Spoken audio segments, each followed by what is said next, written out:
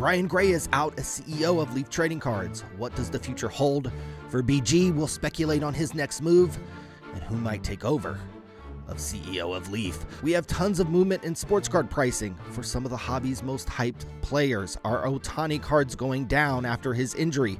How much have Wander Franco cards tanked in the weeks following the explosive allegations against them? And why haven't we heard about Ellie de la Cruz lately? Are his cards the next to tank? Yep. But first, we at Sports Card Radio are saddened by the news that with the Trey Lance trade to the Dallas Cowboys, it was announced that the Cowboys will part ways with one of the most important players in the entire hobby. We want the sports card community to know that we at Sports Card Radio don't take these situations lightly, and we are here for you during this time of great sadness. We specifically want to send our condolences to hobby legend Jeff Wilson, better known as the sports card investor. We've reached out to Jeff in the last few hours, and Jeff wanted to share this special message with all of you. I think that Will Greer right now is about 4 times better of an investment than Kyler Murray. Okay, let's start with Leaf and the sudden surprise departure of founder Brian Gray. Both Leaf and Brian Gray released statements wishing each other well. I don't have inside information on this one, believe it or not, but I would be shocked if we don't see Brian Gray back in the hobby in some capacity very soon. I know he said he wanted to spend more time with his family, but I bet his family actually likes him gone out of the house from at least 8 to 5, Monday through Friday. So look for BG to pick up some employment soon. If I had to guess, BG will end up with Fanatics. There might not be a more skilled or capable employee that Fanatics can hire, so it would be a smart move for both parties to work together. If Fanatics has to make unlicensed football cards for a year or two, having BG in the fold certainly wouldn't hurt either. If Brian Gray is looking for something to do on Thursdays, he can guest host our live streams. The pay, unfortunately, since I didn't get a PPP loan, starts at $0. As you know, with me, it's all about the vibes. What is going to happen to Leaf Trading Cards? So much of their identity as a company revolved around Brian Gray, so their next CEO will be an important choice. Let's throw around some names. Auburn 35 says maybe former PWCC founder Brent Higgins could take over, or how about this? And this is actually a pretty good guess. Former BGS president Jeremy Murray, who was recently let go at his role at Beckett. Could perhaps Jeremy Murray be moving over to a role at Leaf? Some lighter-hearted names. Maybe Eagle-Eye Joe Clemens can move up the ranks and has his sights set on the new CEO of Leaf. Or if they look outside the company, perhaps Jay from Mojo Sports would be an ideal choice. My parents raised me well. Leaf has a host of internal candidates, I'm sure, that are in the running. Scott Jordan, Greg Cohn, or Josh Pankow are names the hobby maybe isn't familiar with, but all three have been around a long time, and it wouldn't be shocking to see any of them take over. Another unanswered question is, did Brian Gray sell his stake at Leaf, or did he retain some ownership in the company when Brian Gray's new job and role is announced? I'm sure that question will come up again. Bo Bichette of the Los Angeles Dodgers. Okay, let's talk sports card pricing. The hobby is losing its mind over the Ohtani injury. Here is just one comment I got from some YouTube guy losing his mind.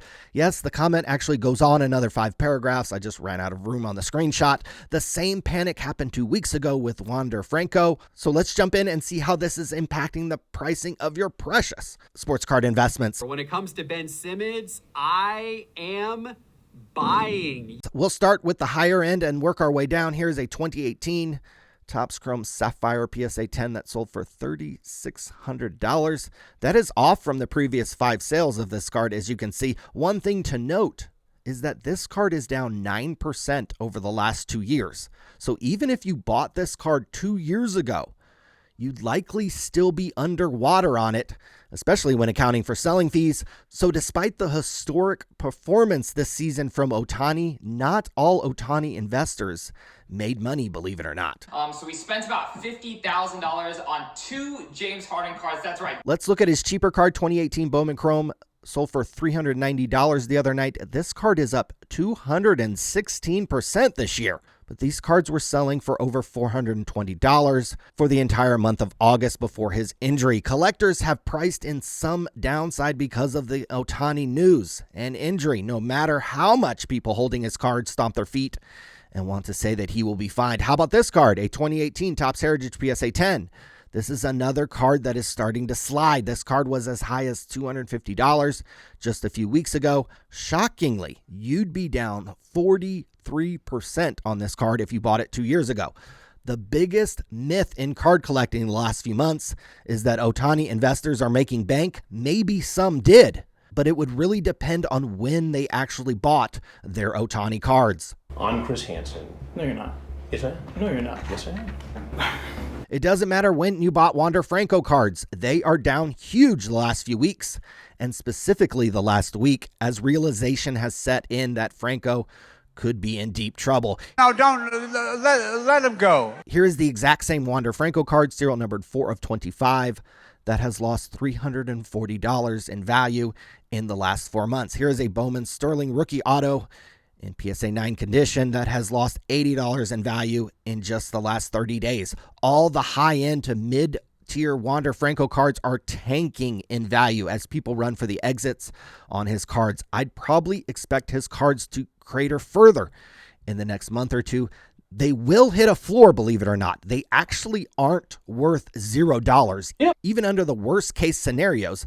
But you could see a scenario, for example, where this Bowman Sterling PSA 9 is around $5 to $10. I do buy a lot of low-end cheap graded cards, believe it or not. So I could see his cards eventually getting to that point, especially if he never plays another MLB baseball game, as has been reported. So Franco cards have another drop or two ahead of them before finding a floor, and we will be sure to keep track of that. Last person I want to talk about is L.A. De La Cruz. We haven't heard about him much the last month or so because he has gone cold. His 34% strikeout rate is well above the league average. He's young. He's 21 years old. He's learning literally on the job here, but his cards have taken a little bit of a beating the last few weeks. His 2022 Bowman Chrome Prospects PSA 10 is down to around $100 to $125. These cards were around $175 to $200 just 4 weeks ago.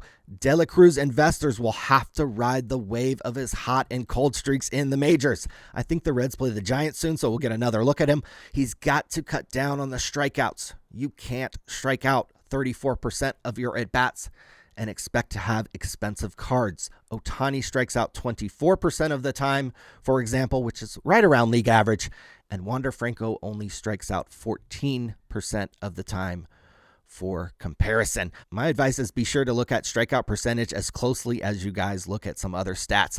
What do you guys think? Is now the time to be buying or selling Ohtani, Wander Franco, and Elly De La Cruz? I'm sure the experts will chime in on the comments, and we will see you next week right here on Sports Card Radio. Fleer! Make sure to keep this from falling here.